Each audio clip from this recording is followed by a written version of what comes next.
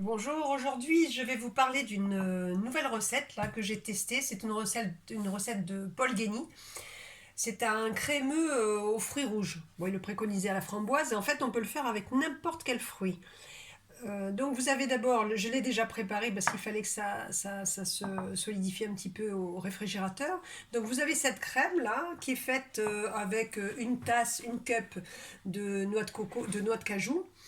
Ensuite vous avez 60 millilitres, une demi-cup d'huile de coco, une tasse d'eau, 30 millilitres de sirop d'agave, une cuillère à soupe de jus de citron, et puis alors des fruits, les fruits que vous voulez. Alors dans la recette initiale, tout ce que je viens de vous donner là, c'était tout doublé. Moi j'ai un petit peu réduit les quantités. Donc il préconisait 100 grammes de framboises. Donc moi j'ai dû mettre à peu près 50-60 grammes de fruits rouges. Vous mixez le tout dans un bon blender. Vous obtenez une crème très souple, très onctueuse et surtout très lisse. Et vous mettez ça dans des petites coupelles. Moi j'ai mis ça dans des coupelles différentes pour que vous voyez un petit peu. Euh, Vous mettez ça, vous couvrez au réfrigérateur, minimum une demi-heure. Bon, moi ça a passé 1 heure et demie au réfrigérateur. Et ensuite, au moment de passer à table, vous avez préparé un petit croustillant, c'est ce qui va donner un petit peu de croustillant, qui est fait à base de noisettes. Donc là, c'est pareil, vous choisissez un petit peu vos fruits oléagineux. Moi, j'ai mis noisettes et noix. On peut mettre des amandes, on peut mettre même des graines de tournesol. Si on veut.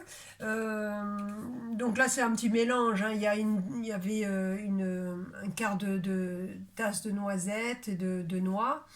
Vous avez aussi un quart de tasse de fleurs de coco, de sucre de fleurs de coco.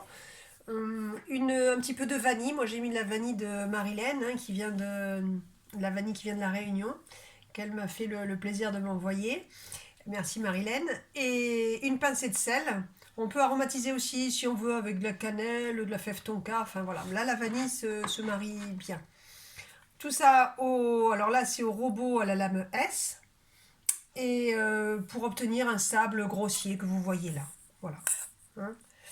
Et ensuite, il suffit simplement, donc la crème, vous voyez, elle tombe pas, elle s'est solidifiée, c'est grâce à l'huile de coco. Vous mettez la préparation, hop, comme ça. Vous tassez un petit peu.